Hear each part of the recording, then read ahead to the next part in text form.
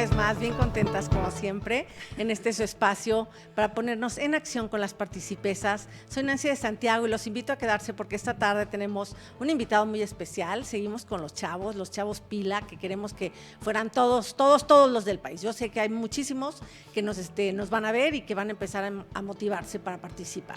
Y bueno, vamos a seguir hablando de la democracia semidirecta, que es un asunto que ya llegó para quedarse. Llegó desde hace mucho tiempo, no crean que ahora, pero por fin los ciudadanos parece que estamos despertando y que vamos a poder usar esos mecanismos y mejorarlos porque hay cosas que decir de ellos. Así que quédense con nosotros, seguro que lo van a disfrutar. Hola, ¿qué tal? Buenas tardes a todos. Qué gusto estar de nuevo con todos. Es un placer. Y bueno, sí, lo dice bien Nancy, tenemos un invitado y sí estamos sobre la juventud, ¿no? Que nos van dando cosas importantes porque ellos son el futuro de este país y tienen que hacerlo súper bien. Bienvenidos, iniciamos, damos gracias a Dios por esta tarde y ponemos en sus manos todo lo que hagamos, nuestras acciones para que sean para bien siempre edificantes y de crecimiento y que este conocimiento para ustedes sirva muchísimo. Bienvenidos amigos, ¿qué tal? Así Comenzamos. Así es, amigos. Y fíjense, dice Arely sobre el futuro de México. Bueno. Y los jóvenes ya están en el presente de México, ¿no? Pero además, cuando tú le das una buena vida a un joven, cuando tú le das una buena vida a un adolescente, a un niño, pues él te va a dar un buen futuro. Entonces, cuidemos de darle a nuestra niñez, a nuestra juventud, el mejor México posible. Y ahorita tenemos grandes deudas, grandes pendientes que hacer. Y parece que sí, cuando la sociedad participa es cuando mejoramos. Y me voy a remitir a los hechos y a los datos, que es algo que manejamos muy bien en Frena y que queremos que los políticos, nuestros representantes populares, nuestros funcionarios públicos, nuestros servidores públicos empiecen a manejar, porque si no, los ciudadanos los vamos a estar empujando. Ya nos cansamos de ser esos ciudadanos apáticos, agachados y desinformados. Cuesta. La democracia cuesta, y no me refiero a que nuestra democracia es muy costosa, pero ha sido lo que necesitábamos los mexicanos y ni modo. Ojalá la podamos ir abaratando, pero no de calidad, porque ahorita nos la quieren abaratar de calidad y hasta nos la quieren desaparecer en una de esas si nos descuidamos. Entonces, estábamos hablando la semana pasada de la democracia semidirecta. Quiero decirles, recordar que es un espacio intermedio donde la ciudadanía participa, ya sea para suplir a sus representantes que no están trabajando, ha pasado, está pasando, o para el segundo caso sería cuando coparticipa, ¿sí? Colabora con sus representantes. Entonces, al no poder tener ya la democracia directa, que incluso si me dice alguien, no, mira, con las redes sociales, con las computadoras, acá con el Zoom, todo, hoy se puede, no se puede, hay una serie de situaciones que la harían inviable. Entonces, tenemos que recurrir a la democracia representativa y que es a la que hemos estado, ahora sí que en la que hemos apostado durante todas estas décadas y siglos, de hecho, y pues ahora la democracia participativa, que viene del siglo pasado, pero que no termina de cuajar. Hay una serie de cosas que vamos a estar analizando en estos programas para que la entendamos plenamente. Entonces, ¿cuáles son los mecanismos que existen para la democracia semidirecta? Bueno, obviamente los han oído mencionar, algunos no los hemos hecho nunca aquí en el país, pero pues está el referéndum. Sí. Está, por supuesto, el plebiscito, el veto, pero el veto popular, no el veto del Ejecutivo. Está el presupuesto participativo, la consulta popular, muy mal utilizada en este sexenio y no muy bien utilizada tampoco previamente. Y, por supuesto, tenemos también la iniciativa popular ciudadana, que sí se ha usado en este país en pocas ocasiones. Por ahí el registro anda como en 7 iniciativas. Algunas fueron totalmente llevadas a la congeladora. 2 pasaron, más o menos. Una realmente no siguió todo el proceso, pero terminaron efectuando lo que se requería, lo que se pedía por los solicitantes, y la otra sí pasa directa precisamente por todo el procedimiento y es hoy una ley, ¿no? Que estamos hablando tanto la de 3 de 3 como la del acceso a la información. Son las que han tenido esta posibilidad de llegar a ser y que ambas son muy necesarias y que ambas tenían razones por las cuales el Poder Ejecutivo, el Poder hasta Legislativo quería mantenerlas, digamos, pues no a disposición del ciudadano. Entonces, estos mecanismos que voy a mencionar brevemente brevemente cada uno de ellos, en el otro segmento, tienen como finalidad que el ciudadano tome decisiones, apoye en la elaboración de leyes, presente propuestas de ley, que decida cómo se gastan sus recursos públicos, que se muestre su rechazo a alguna ley, alguna propuesta del Ejecutivo, alguna situación administrativa y, por supuesto, pues lo más importante, ¿no? Que puede generar leyes, ya sea por su propia iniciativa, acompañando al legislativo o de plano, porque la Constitución marca que ciertas cosas se tengan que consultar, ¿no? Esas son maneras en que puede ir participando el ciudadano. Realmente, quiero que sepan, es muy importante que el ciudadano sepa que debe estar informado. Nunca debemos ir a participar sin la suficiente información. Eso haría que en lugar de tomar una buena decisión, tomamos una decisión que nos va a doler, que nos va a hacer sufrir o que nos va a causar un daño o un perjuicio irreparable a los ciudadanos. Tampoco se debe usar para que pasen los intereses egoístas al desnudo. Hay un filósofo, Carlos Santiago Nino, argentino, que tiene un tratado muy interesante sobre este tema y precisamente no se trata de que algunas minorías, algunos grupúsculos, algunas oligarquías hagan que una de sus intenciones más interesadas en términos de clase, de grupo, de económicas, etcétera, pasen y arrollen al resto de la sociedad, ¿sí? Eso es lo que por ahorita vamos a dejar. Sí, caramba, es una cosa importantísima. Y además porque, ¿saben cuánto costó llegar a este punto de tener una vida democrática en nuestro país, amigos? Es muy importante que vayamos avanzando, porque tan solo, imagínense ustedes, en el siglo pasado, o sea, estamos hablando de 1950 y tantos, cuando se le otorgó a la mujer el derecho a votar, ¿no? Pero además que es que fue una cosa que por ese periodo de tiempo se dio en el mundo entero, o sea, perdón, no en el mundo entero, en muchos países, en el mundo entero no, porque hoy sigue habiendo restricciones para las mujeres en algunos países todavía, sobre todo el Medio Oriente, algunas comunidades del África, saben, es difícil, pero acá nosotros, América, todo el continente, Europa,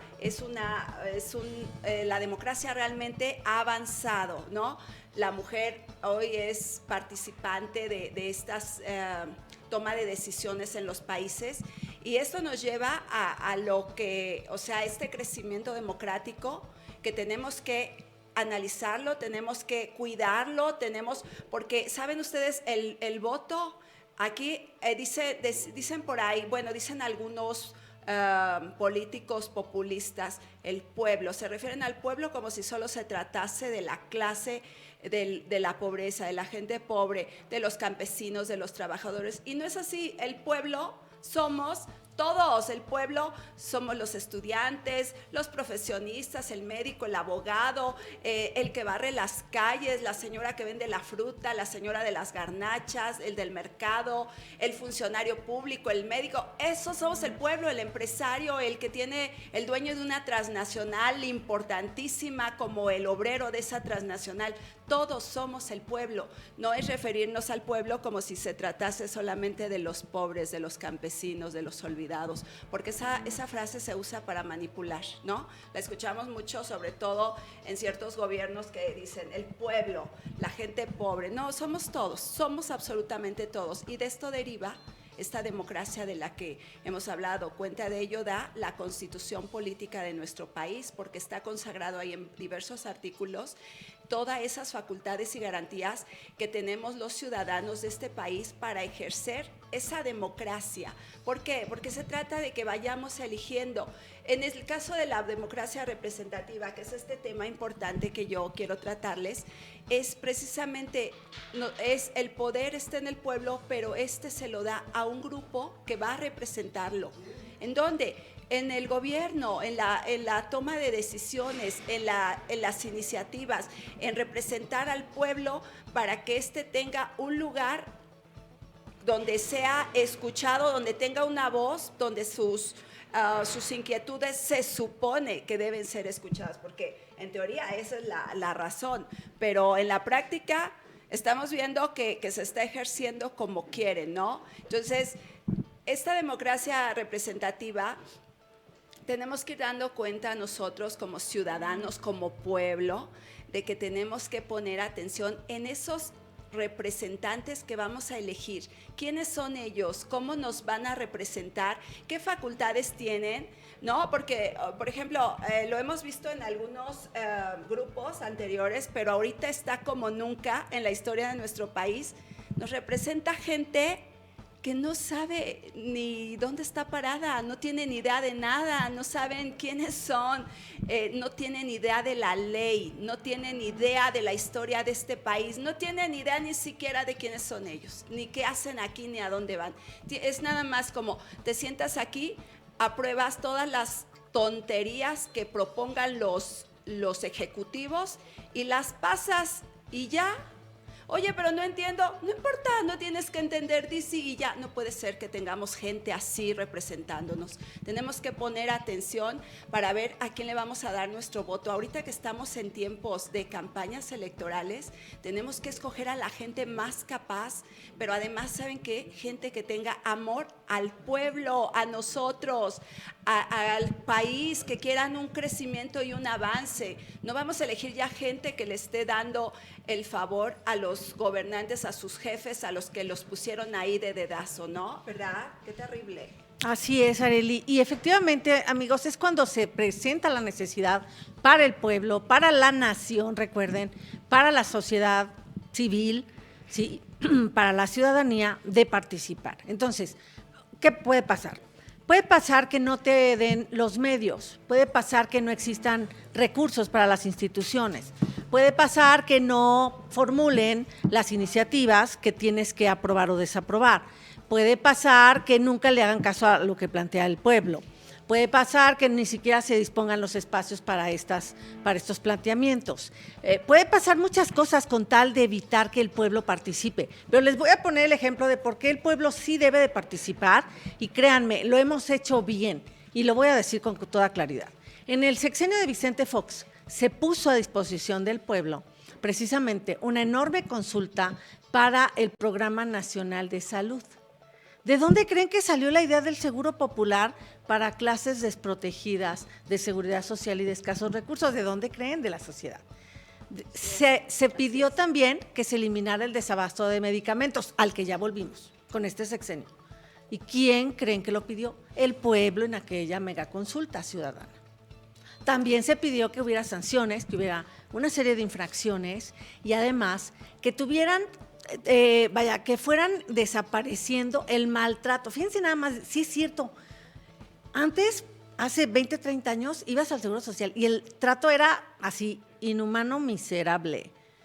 Y ahora vas y no es un inhumano miserable, hay carencias.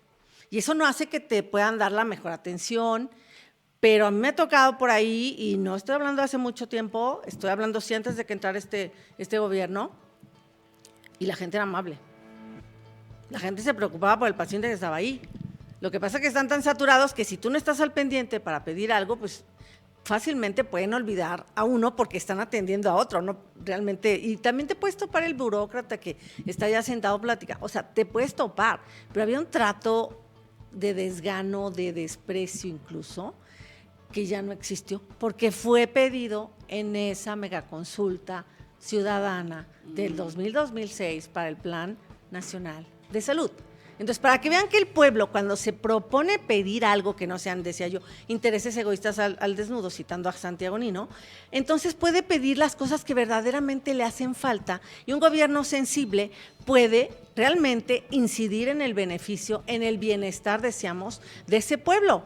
Entonces, para que vean que finalmente estos mecanismos nos pueden llevar a la felicidad, como no se están encargando hoy en día nuestros gobernantes de hacerlo. Entonces, es muy importante porque, ¿qué pasaba en aquel tiempo? Me voy rápido.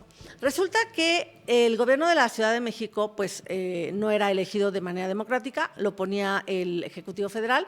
En cuanto a su legislación, pues entonces el Congreso General hacía las leyes para el Distrito Federal.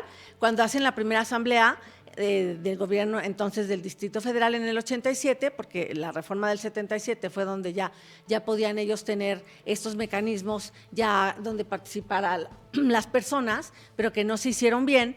entonces viene ya la posibilidad de que ellos ya empiezan a legislar y tenían que pasar y someter a referéndum y a plebiscito las decisiones. No se hizo adecuadamente y entonces empieza a crecer en el país en los 90s las legislaciones en materia de participación ciudadana, donde empezaron a incluir el referéndum, el plebiscito, le decía yo, ya los mencioné en el anterior segmento, la consulta popular ciudadana, pero pues claro, todo muy breve, todo de vez en cuando, y obviamente tenemos un problema en nuestro medio. Son costosos.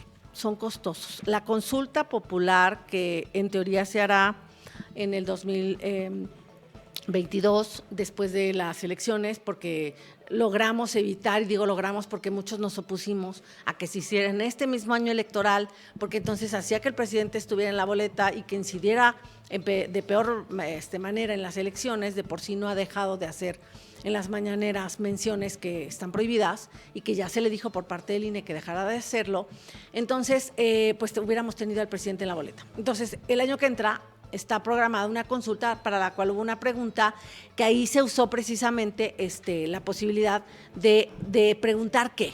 Y entonces la pregunta ya la desdibujó la Corte, le dijo que sí, pero le dijo que no, porque le desdibujó la pregunta, y en vez de ponerle los nombres de los expresidentes, pues habló de cualquier funcionario, en este caso presidente, y bueno, pues vamos a poder juzgar incluso al actual, lo cual me parece sumamente justo, y yo también estoy de acuerdo que se juzgue a cualquiera, o sea, cualquiera que tenga responsabilidad. Entonces, sí es importante que entendamos, ¿no?, que estos mecanismos ya están en las leyes locales, incluyendo obviamente en la Asamblea del Distrito Federal, que decía yo el programa pasado, en 2016 ya obtuvo todas, ahora sí, una entidad parecida, ahora sí, en mayor medida a los congresos locales, ¿sí? Y que finalmente pues no termina de ser igual, pero que también tiene solamente es unicameral los congresos locales, pero que te permite escuchar a las personas, porque las consultas populares que estaban previstas en la Constitución desde antes de estos mecanismos de democracia semidirecta eran para ciertos temas donde se requería escuchar a los expertos.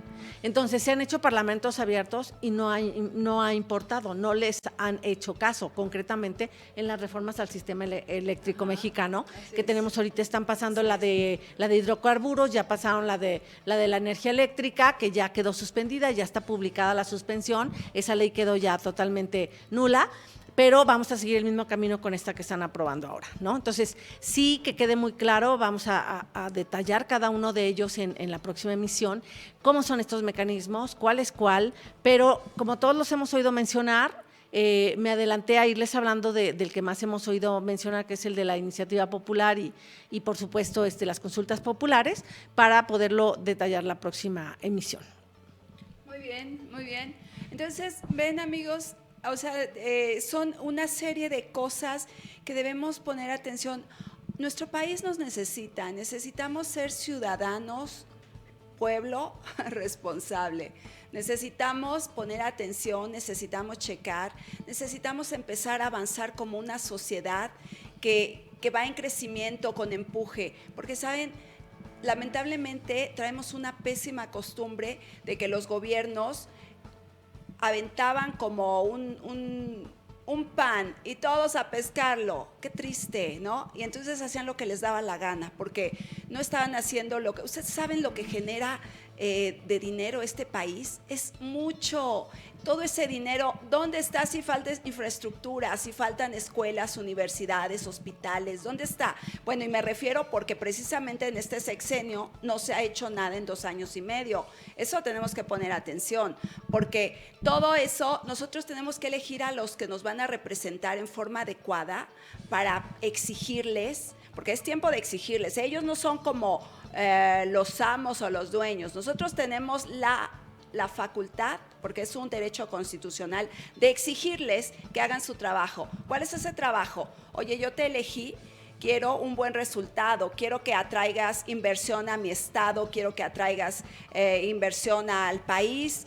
No hemos visto en este sexenio que haga nadie ese trabajo de atraer inversión. Al contrario, las empresas se han estado fugando ya porque no ven garantía en muchas cosas, ¿no? Eso es terrible. Entonces, no hay inversión extranjera, no hay inversión interna, la gente está parada, temerosa, porque hoy como nunca no tenemos garantías reales. Entonces, tenemos que poner atención qué personajes nos van a representar, quiénes son, qué facultades les damos y qué facultades tienen. Y nosotros no necesitamos que nos den programas que creen ellos, que nos hacen creer que ellos crean para nosotros. No es así, esos programas ya están hechos desde sexenios pasados, desde gobiernos pasados, y hoy eso no es lo que necesitamos, que nadie vaya y les diga en la puerta de su casa, votas por fulanito porque te voy a dar, ¿no? Eso no nos toca. Nosotros tenemos que decir, a ver, no, yo quiero que sea un representante digno, un tipo preparado o mujer preparada que nos dé la garantía que requerimos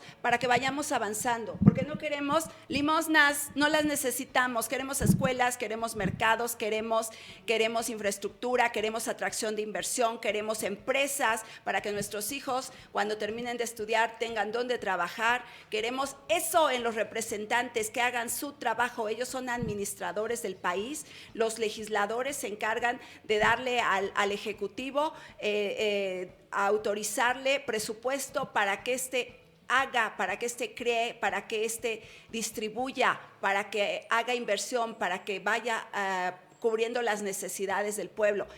El papel del gobernante es administrar los bienes de este país, lo que se le otorga y se le confiere nosotros como sociedad, y es exigir que hagan su trabajo. Tenemos que meterlo en la cabeza profundamente porque es como vamos a avanzar como sociedad. Entonces, ¿ustedes qué creen? ¿Que todo lo que tenemos hoy ganado es gratis? Ha costado mucho, ha costado sacrificio, ha costado estudio, trabajo, hacer para que la sociedad vaya avanzando, para que vayamos teniendo este crecimiento. Hoy están manipulándolo todo, no podemos permitirlo. Pongamos mucha atención, amigos, de qué queremos. Queremos una sociedad que avance, un país que progrese, queremos atraer todo lo bueno a nuestro país, pues es que tenemos que fijarnos quiénes nos van a gobernar. No queremos ineptos, inútiles y tontos, queremos gente capaz representándonos porque ellos son nuestra voz. Tenemos que poner mucha atención quiénes son esos personajes que van a representarnos. Y son una serie de requisitos porque saben ellos que claro, pasan leyes, son los que legislan las leyes, pero también son los que otorgan presupuesto, los que crean leyes, los que pasan, los que derogan. Entonces tenemos que fijarnos que sea gente preparada. Así es, amigos, pues vamos a nuestro corte y no tardamos. Sigan con nosotras.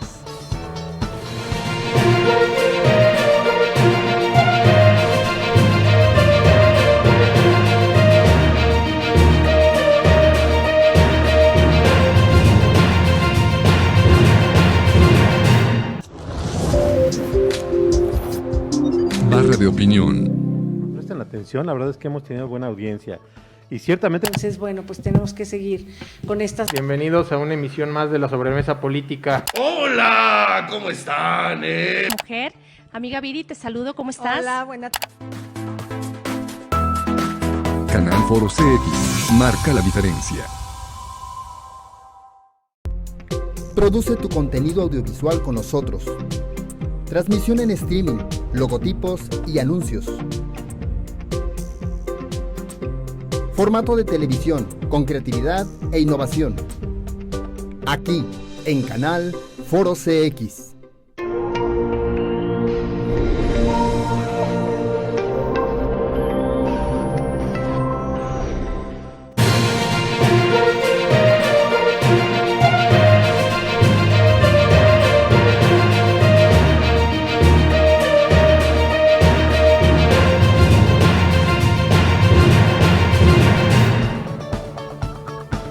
Muy bien, amigos, pues estamos de vuelta con ustedes. Y bueno, ya saben, hay que analizar la situación del país, de cómo están los derechos de los mexicanos en este momento de la historia. Así que los invito a que nos acompañen a ver el siguiente video y regresamos. Y que no le rasquen los huevos al toro, porque nos van a encontrar, Tenemos el respaldo del pueblo. ¿Es correcto? Pero si no se reivindican, miren, se lo decíamos de una vez, los vamos a hallar a los 7, los vamos a hallar. los vamos a buscar y vamos a ir a ver a Córdoba. ¿No le gustaría al pueblo de México saber dónde vive Lorenzo Córdoba? ¿Sí les gustaría saber cómo está su casita de lámina negra, que cuando llueve se gotea y moja su cuerpo? ¿Sí? Cabroncito, ¿eh? No sabe por qué estamos luchando en Guerrero. Hay mucha gente pobre, niños sin esperanza, niños que no van a ir a la escuela porque se roban el presupuesto. Ay, amigos, la verdad, perdón, pero ya me agarraron riéndome. Es que no puede ser. Este no es el nivel de nuestra política mexicana. Ese hombre quiere ser gobernador, con imputaciones sobre violación, en carpetas que no avanzan, que están ahí paradas. Por eso él puede presumir que no hay sentencia en su contra. Pues claro que no. Si no avanza el caso, ¿cómo va a haber sentencia de la que sea? No, ya no hablemos de una u otra, ¿no? Lo que quiero decirles es que no podemos dar ningún paso atrás. La democracia ha costado mucho trabajo el conservarla, ¿sí? Conservarla porque tuvimos dicta blanda, así lo llamó Vargas Llosa, aquel priismo acendrado, ese presidencialismo dorado, ese autoritarismo del PRI, era la dicta blanda, ¿sí? Ok, nunca llegamos a la dictadura, pero ahorita sí llevamos que volamos para allá, ¿sale? Entonces hay que cuidar esa democracia que venía creciendo, muy costosa, sí, pero que iba avanzando, se iba consolidando. ¿Y saben por qué se iba consolidando? Porque nosotros nos la creímos, porque los ciudadanos fuimos por ella.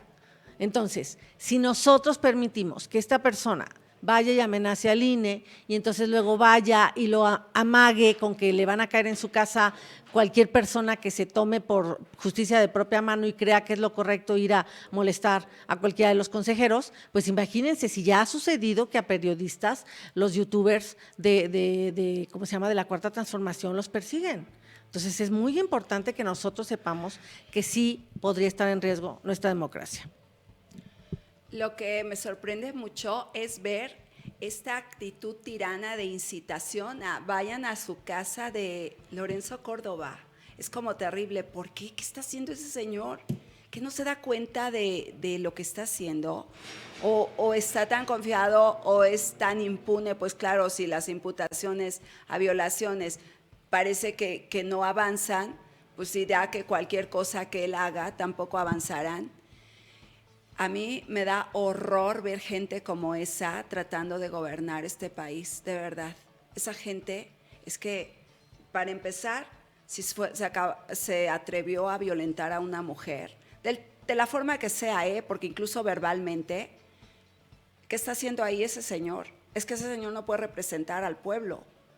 Es triste ver gente como esa tratando de entrar en la vida pública de nuestro país. Bueno, no tratando, es que además creo que venía de ser senador. Es senador terrible, con licencia. Exacto, es senador con licencia. ¿Ustedes creen un senador como ese? Perdón, amigos, es una vergüenza que tengamos gente así en las cámaras de nuestro país. Pongamos atención a quienes elegimos, es muy importante. Necesitamos gente decente ahí enfrente, gente preparada, gente con amor al pueblo, con amor a la patria, gente con una vida limpia, porque así nos garantiza que va a hacer las cosas bien. Así es, ojalá que podamos ir avanzando en los candidatos que vayan seleccionando los partidos. Por ahora todavía los están seleccionando los partidos. Pues vamos a ver el siguiente video para seguir viendo cómo andamos en materia de derechos.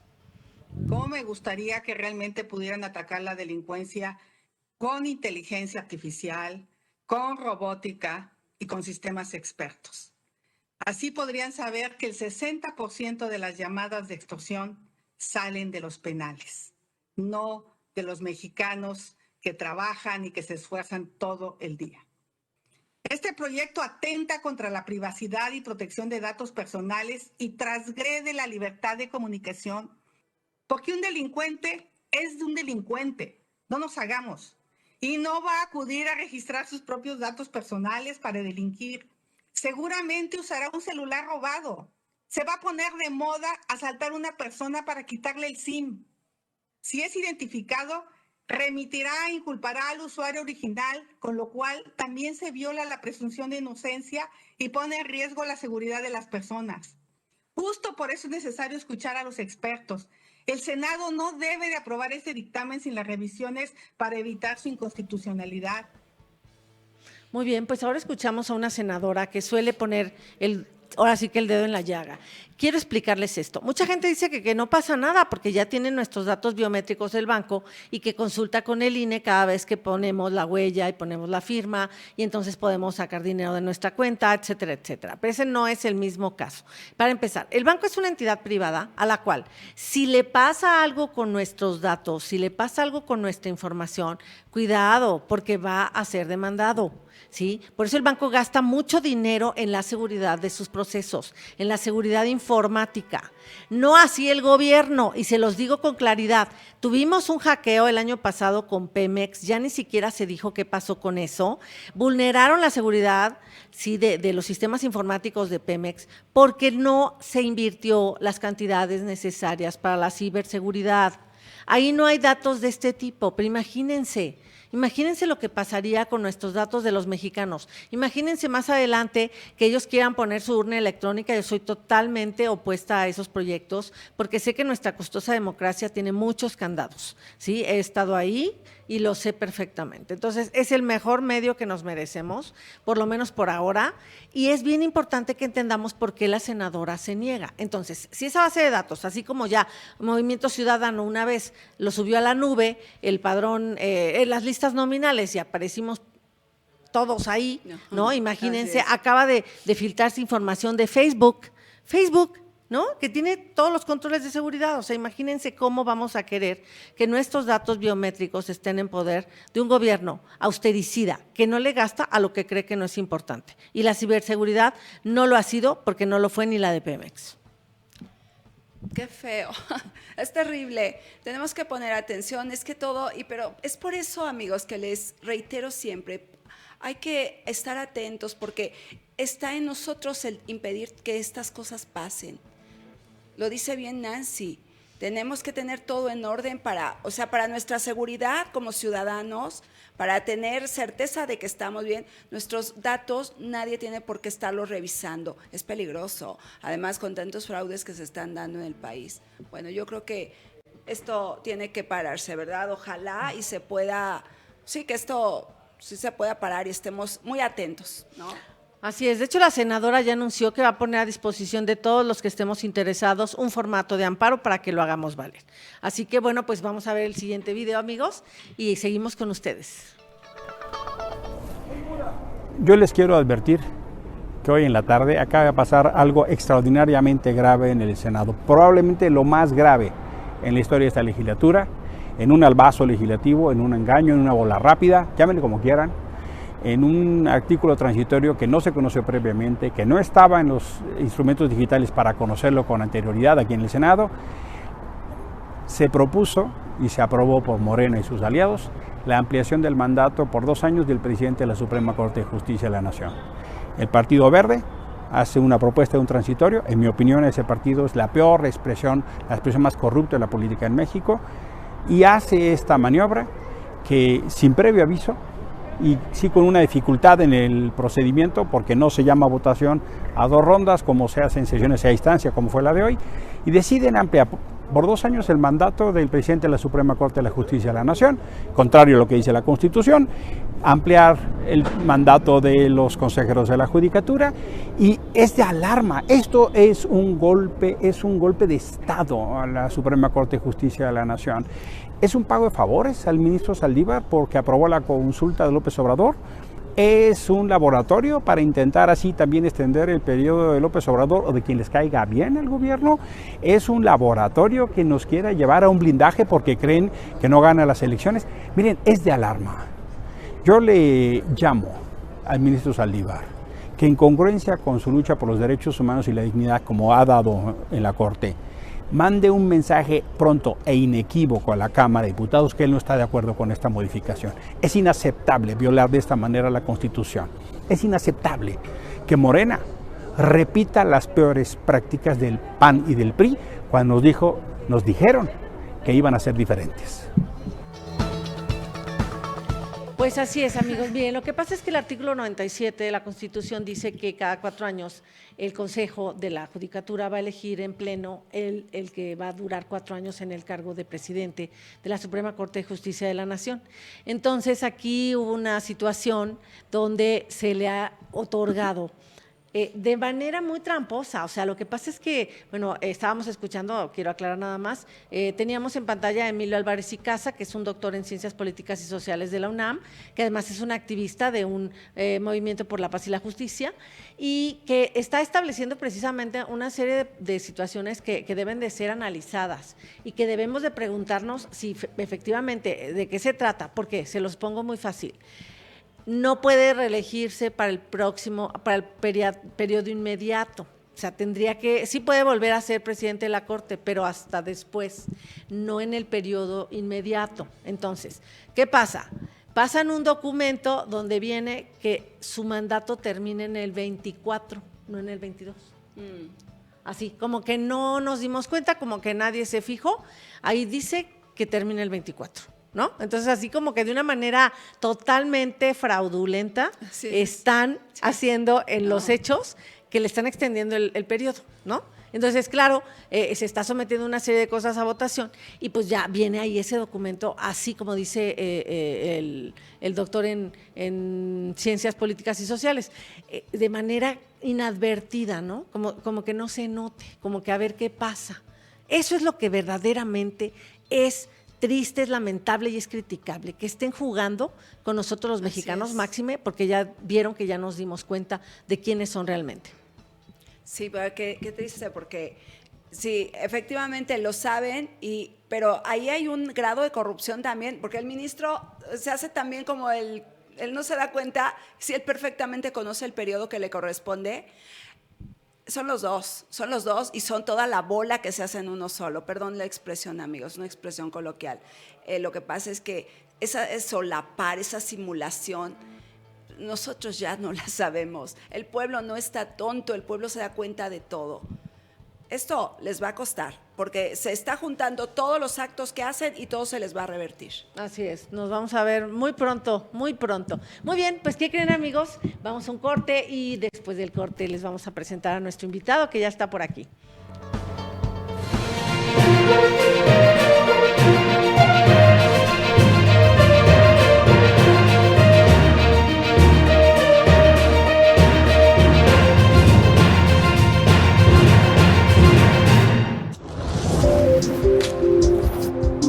Barra de opinión. Presten atención, la verdad es que hemos tenido buena audiencia. Y ciertamente... Entonces, bueno, pues tenemos que seguir con estas... Bienvenidos a una emisión más de la sobremesa política. ¡Hola! ¿Cómo están? Mujer, amiga Viri, te saludo, ¿cómo estás? Hola, buenas Canal Foro CX. Marca la diferencia. Produce tu contenido audiovisual con nosotros. Transmisión en streaming, logotipos y anuncios. Formato de televisión con creatividad e innovación. Aquí, en Canal Foro CX.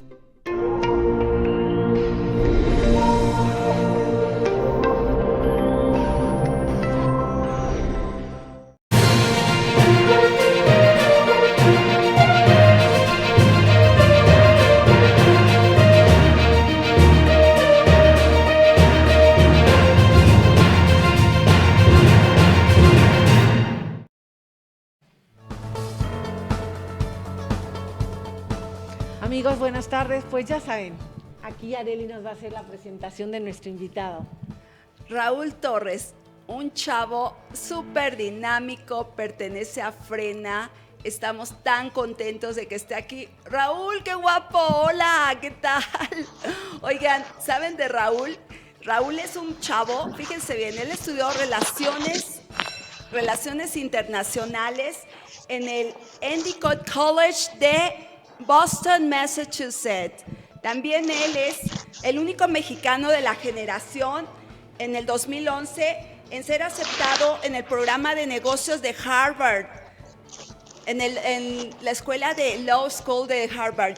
Entonces es un muchacho que además la revista Líderes lo ha denominado como un mexicano sobresaliente. Démosle la bienvenida a Raúl, tiene muchas cosas que compartir. Bienvenido, Raúl, qué gusto verte. Hola, Raúl, ¿cómo estás? Muy bien, el gusto es mío. El gusto es mío, la verdad, yo he encantado de escucharlas, estar ávidos ya de participar con ustedes. Y aparte que, bueno, yo estoy tomando notas de todo lo que están diciendo en la introducción, porque justamente de eso me gustaría platicar en temas de la Ciudad de México, ¿no? Donde estoy, y también lo que he venido haciendo en Frena desde Nueva York, ¿no? Que nos ha tocado picar piedra. Y pues bueno, yo encantado de contar todo esto. Pues adelante. Mira, para empezar, lo que sí quiero yo que nos cuentes es desde cuándo estás en Frena y, por supuesto, cómo ha sido tu evolución dentro de Frena, en qué participaste, para que los chavos de tu edad se motiven, se animen. Mira, yo llegué a la última parte de CONACYT y luego ya cuando es Frena. Entonces, yo estando en Nueva York, yo iba solito a reclamar, ¿no?, nuestros derechos, etcétera, contra este gobierno.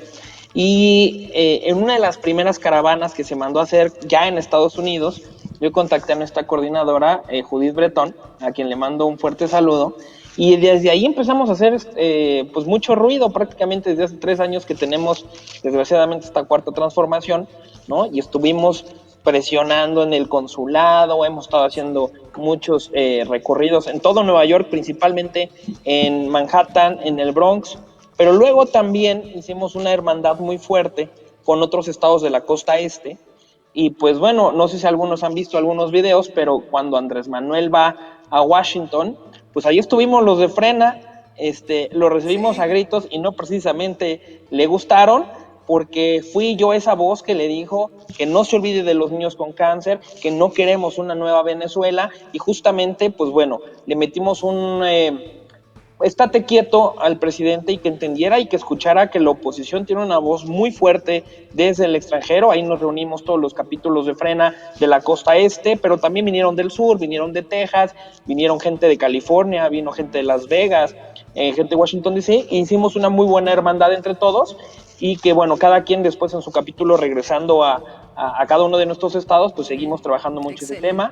Y luego aquí en México, pues con las caravanas, las marchas, el plantón, ahí estuvimos y seguimos. Oye, Raúl, qué gusto escuchar todo eso, de verdad, porque ese es el pueblo hablando. Y además, ¿sabes qué? Tú, en tu calidad de chavo tan empeñado, tan echado para adelante, con tantas ganas, cuéntanos cómo ves la comunidad latina en los Estados Unidos, porque deben saber, permíteme decirlo, que Raúl es un chavo de la cultura del esfuerzo.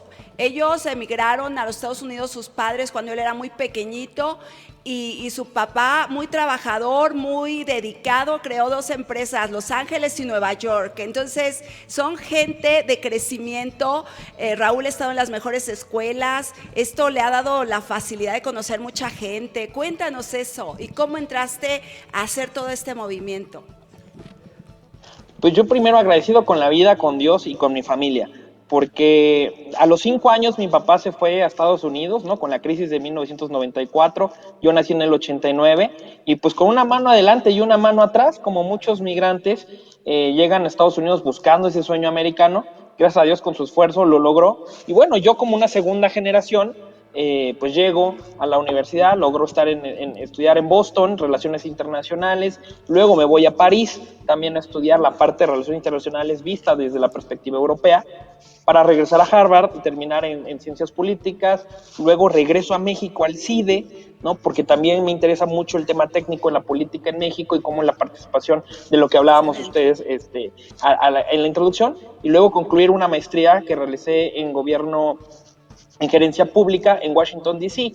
Y a final de cuentas, lo que me gusta mucho es que pues he tenido la oportunidad de conocer todo tipo de migración, ¿no? Desde nuestros paisanos que la han pasado difícil hasta los sectores más privilegiados que pueden estar al lado mío en Harvard o en George Washington, y eso nos ha permitido hacer una visión de cómo poder aportar y cambiar principalmente esta imagen de la migración, de que es algo malo, que es algo peyorativo, y entender la nueva migración, que es un área de oportunidad en la agenda internacional, y es desde donde la oposición le ponemos un freno a Andrés Manuel. Oye, qué bien. Excelente. Pues precisamente para que te conozca más la gente, pues bueno, dinos cuántos años tienes, Raúl. Tengo 31 años. Ok, pues mira, vamos a ver lo que pasó en Washington y volvemos contigo, ¿sale? Claro que sí. INEP ¡Corrupto! ¡Inepto! ¡Corrupto! ¡Fuera corrupto! ¡Los niños con cáncer! ¡Los niños con cáncer! ¡Corrupto! ¡Comunista! ¡Fuera comunista! ¡No te queremos! ¡Eres un inepto! ¡Eres un inepto! ¡Vete! ¡Fuera AMLO! ¡We don't want socialism! ¡Cuba hands up Mexico! ¡We don't want communists! ¡We don't want communists! Amigos, bueno, pues ya saben, se encendieron los ánimos en Washington. A ver, platícanos, Raúl, ¿qué pasó? Fíjate que te voy a contar, nosotros estábamos pues temerosos de que algo del gobierno mexicano, incluso estando en Estados Unidos, pues nos fueran a golpear o identificar y todo el rollo. Incluso te voy a comentar algo que pasó. El mismo día que Andrés Manuel llega a Washington, cambia de orden y de horario su agenda, porque sabía que estábamos los de Frena ahí. Entonces recorre todo 3 horas antes, creyendo que nos íbamos a despertar tarde, que íbamos a llegar como a las 10, 11 de la mañana, ¿no?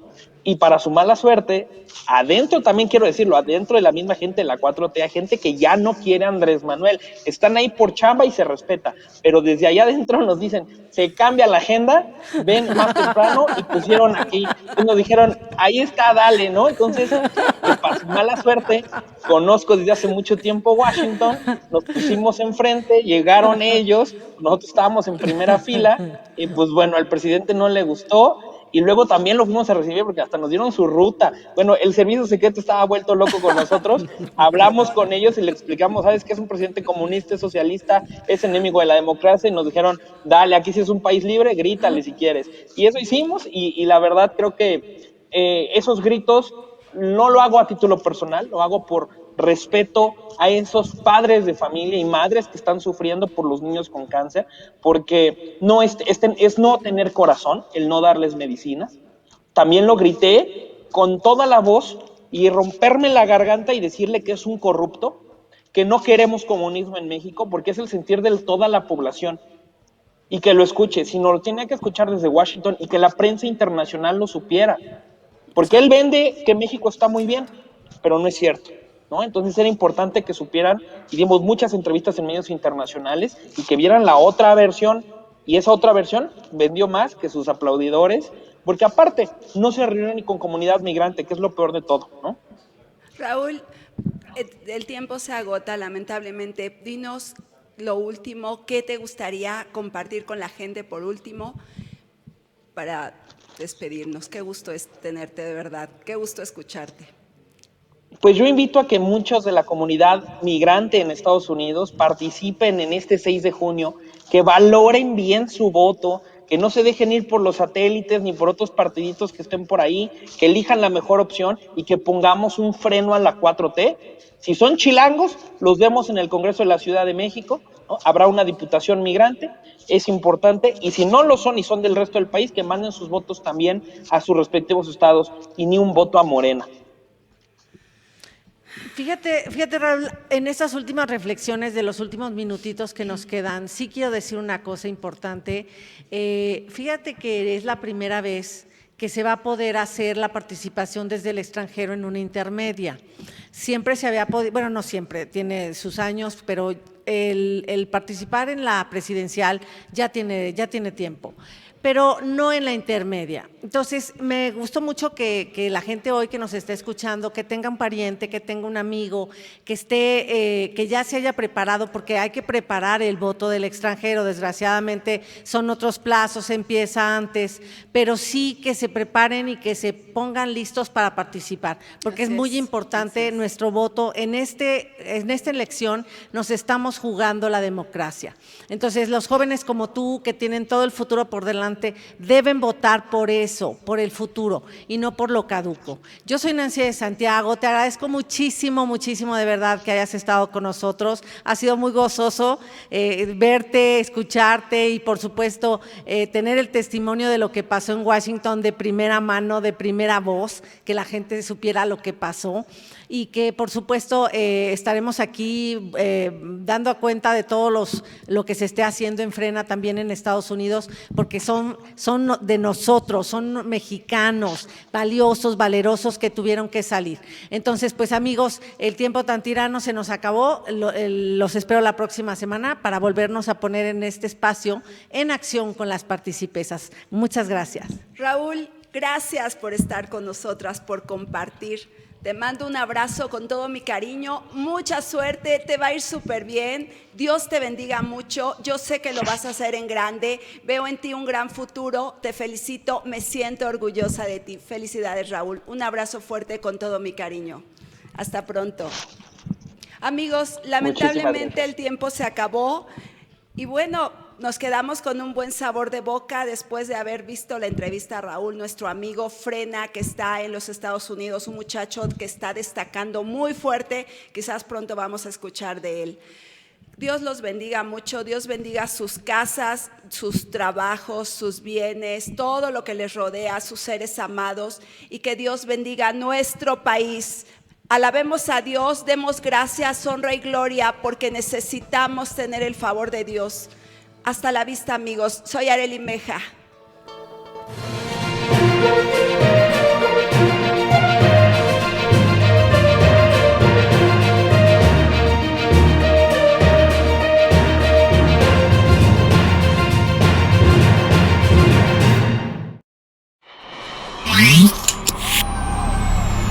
Canal Foro CX. Un foro de expresión libre. Canal Foro CX marca la diferencia.